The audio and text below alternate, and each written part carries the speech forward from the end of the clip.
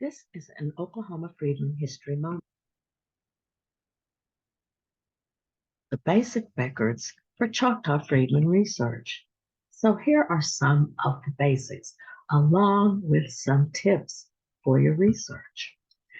Many people, of course, start out looking for their ancestors on the Dawes roll. But do you know the purpose of the Dawes roll? The actual purpose was to create a roll that determined eligibility for land allotment.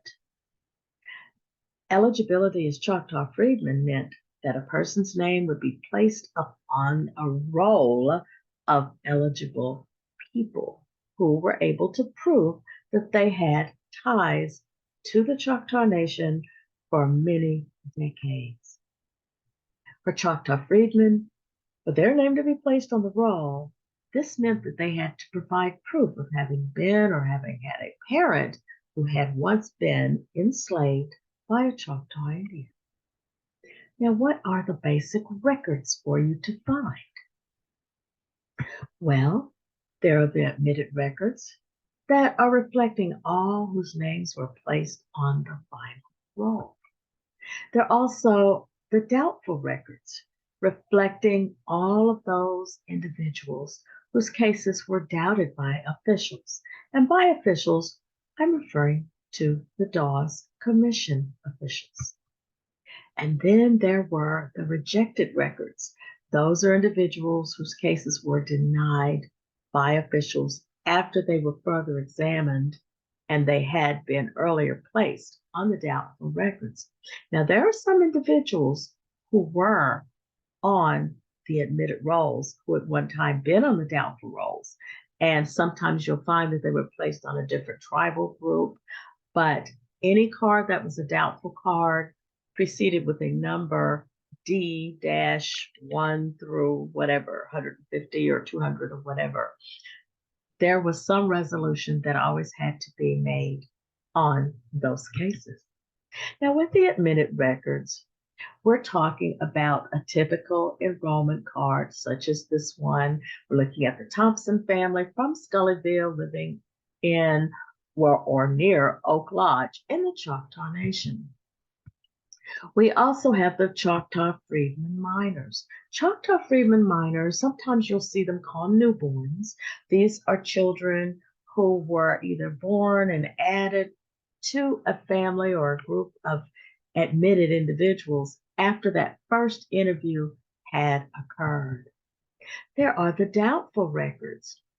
The doubtful records, if you look in the upper right-hand corner, you see a D followed by a number that is telling you that it's a doubtful card. Also, you do not see a number next to the name on the left of each individual where it says Dawes roll number.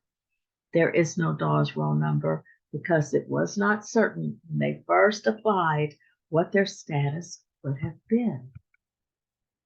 Now, when it came to those rejected records, you always see the stamps all over the card.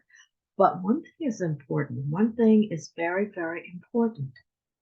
Your goal should ultimately be to find your family's history.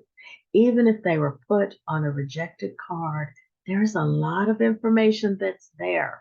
Of course, this is a household that was quite full, and one can see that there were children and grandchildren of the head of that house, but there is a lot of other information. This R14 card, as you see in the upper right-hand corner, they were originally on a doubtful card and then it was decided, but you see all kinds of things happened to members of the family. You see they were canceled, then they were rejected, and then they were dismissed, and then they were granted, and all kinds of notes. And every single line is important, every word is important. And most importantly, as a genealogical rule, keep in mind that every record always points you to another record. So as you see certain things pertaining to the individuals, they may direct you to another card in another category. It's very important to pay attention. But there are additional Choctaw Freedmen records beyond the final rolls. Whether you use the index to the rolls or the final roll itself, you want to know that there are additional records beyond the Dawes records. Now, for those who are enrolled, I will repeat some basics.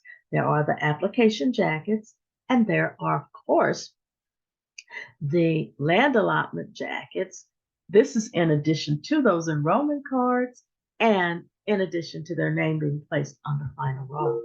For those on doubtful or rejected cards, there are simply the enrollment cards and the application jackets.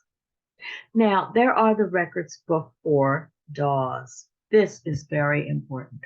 There's the 1896 roll, the 1885 roll, the 1874 roll, and an 1867 roll.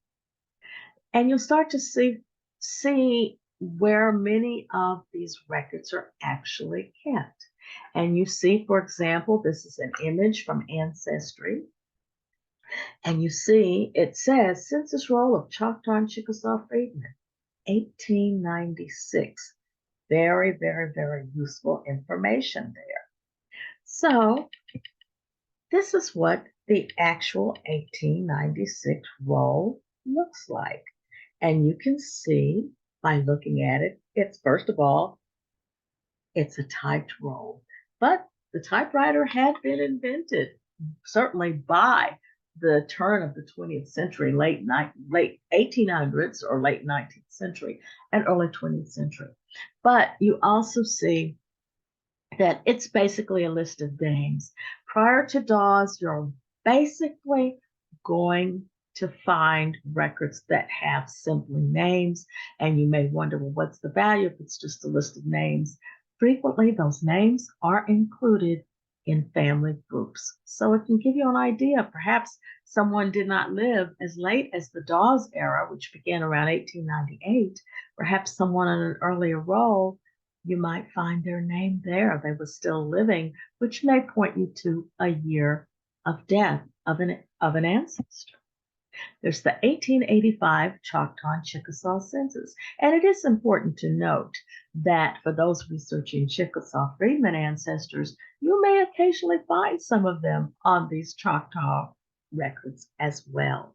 And of course, this is what the typical record looked like. And going back in time at this point from 1885, going back farther, you will notice that the records all have a similar kind of look. Some different kinds of information once we get to the 1860s, but you will see this. Now, when you're looking at this 1885 roll, you want to pay attention to that top horizontal column, and we're going to talk about that. But first of all, where do you find these records that I'm talking about? There are several collections on Ancestry that are called Oklahoma and Indian Territory.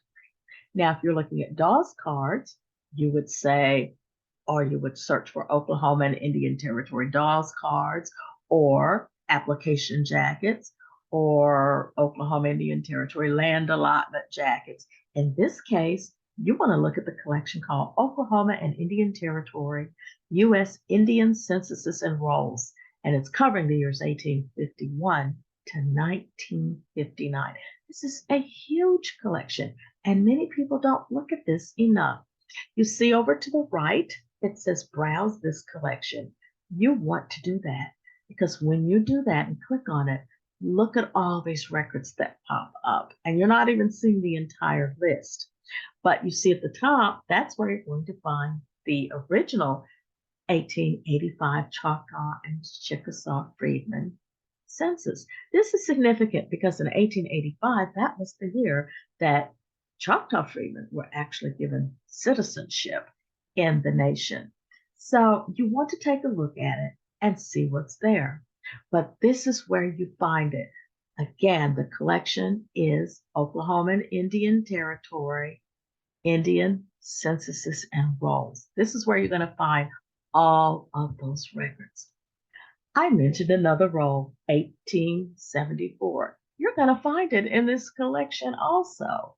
But in this case, there's going to be a collection. It's not going to be specifically in that 1885, but it's going to be in this section of records under Indian Censuses and Rolls.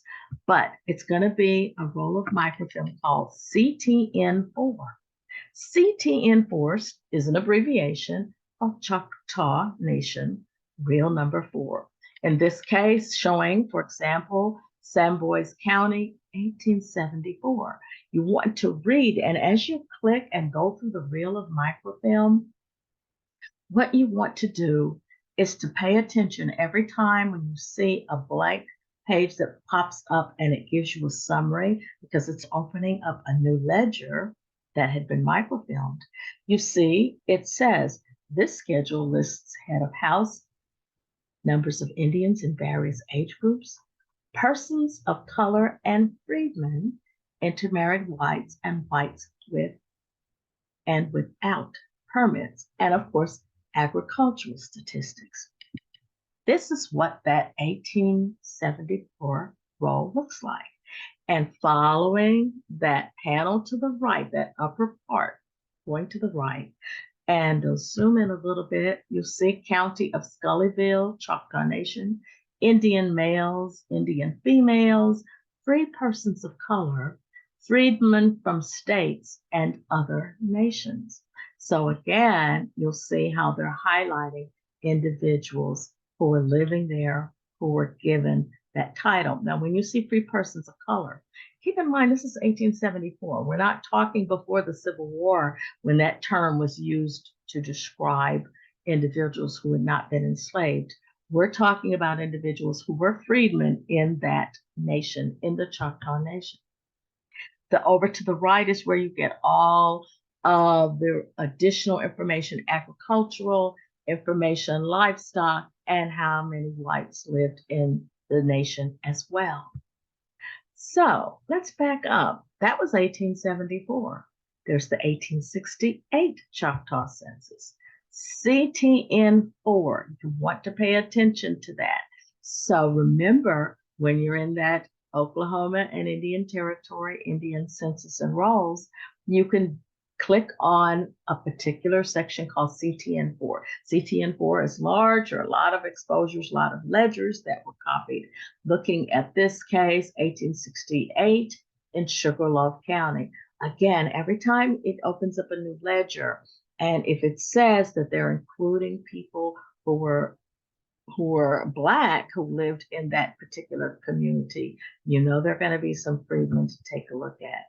Here's another one, CTN from Towson County, CTN4. It's the same reel of microfilm that you clicked on, and you'll see it gives you the same thing. Heads of house, number of Indians in various age groups, Blacks, intermarried whites, and whites with and without permits.